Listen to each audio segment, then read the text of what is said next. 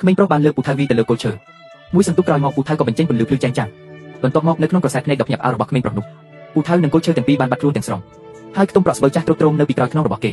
ក៏បានស្ថិតនៅក្នុងពន្លឺផ្កាយតូចប្រែក្លាយទៅជាភូមិគ្រឹះដ៏ធំមួយក្មេងប្រុសនេះឈ្មោះដាជាងដោយបានបាត់បង់ឪពុកតាំងពីកុមារភាពគេរស់នៅជាមួយម្ដាយដែលមានជំងឺធ្ងន់ធ្ងរអ្វីគ្រប់យ៉ាងក្នុងគ្រួសារពឹងផ្អែកលើការកាប់អុសរបស់គេដើម្បីចិញ្ចឹមជីវិតដោយឃើញស្ថានភាពជំងឺរបស់ម្ដាយកាន់តែធ្ងន់ធ្ងរទៅដាជាងក៏បានទៅផ្ទះម្ចាស់ដីដើម្បីខ្ចីលុយបន្តិចបន្តួចសម្រាប់ព្យាបាលជំងឺម្ដាយតែគេនិយាយមិនទាន់ចប់ផងក៏ត្រូវបានប្រពន្ធម្ចាស់ដីបណ្ដេញចេញពីផ្ទះដាជាងដែលអស់សង្ឃឹមក៏បានងាកក្រោយដើរចេញទៅពេលនោះប្រពន្ធម្ចាស់ដីក៏រត់តាមមកនាងថែមទាំងចង់ប្រើប្រាស់កាក់ស្ពាន់ប៉ុន្មានកាក់ដើម្បីទិញផ្ទះរបស់ពួកគេដាជាងបានបដិសេធភ្លាម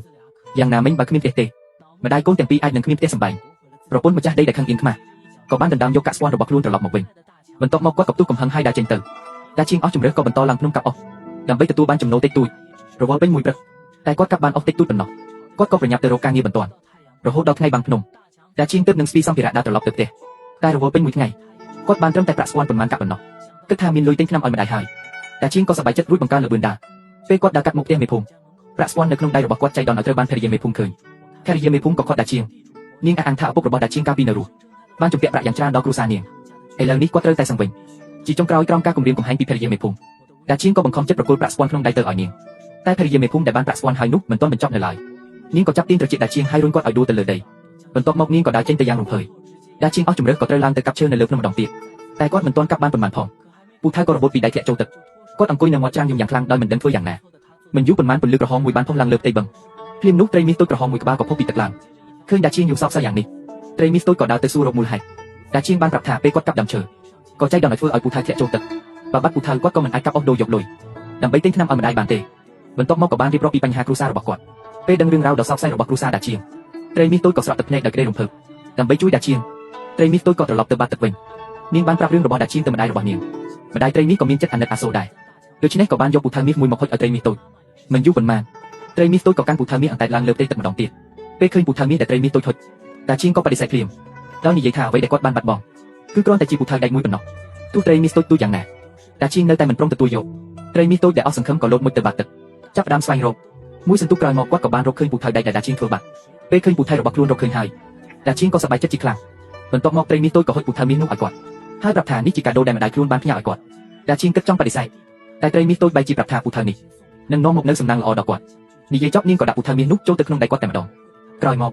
ត្រីមាសតូចក៏ក្រវីដៃទៅកាន់គាត់រួចក៏មកចូលទៅក្នុងទឹកនៅតាមផ្លូវត្រឡប់ទៅផ្ទះដាជាងមើលពូថៅនៅក្នុងដៃរបស់គាត់ដោយក្តីរីករាយពេលទៅដល់ផ្ទះគាត់ក៏បានរៀបរាប់រឿងដែលត្រីមាសតូចបានផ្ដល់ពូថៅមាសឲ្យគាត់នោះប្រាប់ទៅម្ដាយរបស់គាត់តែគាត់មិនបានដឹងថា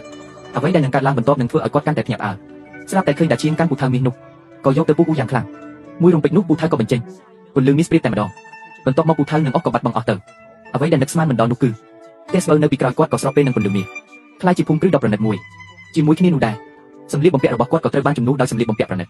សូម្បីតែម្ដាយដែលឈឺធ្ងន់ក៏បានជាសះស្បើយដូចដើមយ៉ាងណាមិញកូនប្រុសម្ចាស់ដីក៏បានឃើញរឿងទាំងអស់នេះដូច្នេះគាត់ក៏រត់ត្រឡប់ទៅផ្ទះភ្លាម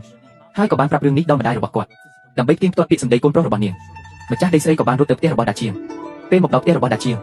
ម្ចាស់ដីស្រីស្ទើរតែមិនជឿនឹងភ្នែករបស់នាងទេប៉ុន្តែអ្វីទាំងអស់នៅពីមុខនាងគឺជារឿងពិតដូច្នេះនាងក៏បានសួរម្ដាយរបស់ដាជាងភ្លាមហើយម្ដាយក៏បានប្រាប់ពីរឿងត្រីមាសតូចបានផ្ដល់ពូថៅឲ្យពួកគេពេលដឹងរឿងនេះហើយម្ចាស់ដីស្រីក៏កើតមានចិត្តលុបលុនភ្លាមពេលត្រឡប់មកដល់ផ្ទះវិញនាងក៏នាំកូនប្រុសទៅមាត់ទន្លេឲ្យគាត់ធ្វើពុតជាកូនអ្នកក្រដើម្បីកាប់ឈើបន្ទាប់មកក្រោមការបញ្ជារបស់ម្ចាស់ដីស្រីក្មេងប្រុសក៏បានបោះពូថៅចូលទៅក្នុងទឹកដោយចិត្តណាអ្វីបានត្រៀមរួចរាល់ហើយ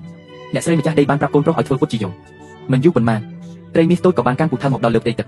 គាត់ក៏បានសួរថាតើនេះជាពូថៅដែលក្មេងប្រុសបានបាត់បង់ឬអត់តែក្មេងប្រុសបានឆ្លើយថាអ្វីដែលខ្លួនបានបាត់បង់គឺជាពូថៅមាសមួយត្រឹមតែមួយផ្លែតប៉ុណ្ណោះត្រីមាសតូចក៏បានលេចមុខមកវិញដោយកាន់ពូថៅមាសមួយ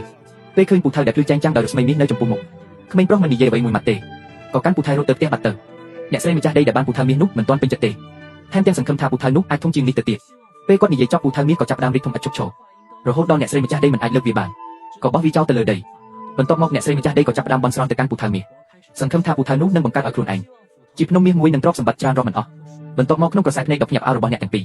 ពូថៅមាសក៏ចាប់ផ្ដើមធ្វើក្នុងខ្យល់គ្រាន់តែអ្នកស្រីម្ចាស់ដីគិតថាខ្លួននឹងមានទ្រព្យសម្បត្តិច្រើនរាប់មិនអស់ស្រាប់តែពូថៅមាសក៏ចាប់ផ្ដើមធ្វើការរុះរើទៅវិញដំបូងវាបានកាប់ដាច់សសរទ្រូងនៃផ្ទះបន្ទាប់មកដំបូលនៅក្នុងសំឡេងស្រែកភ្ញាក់ផ្អើលរបស់ម្ចាស់ដីស្រី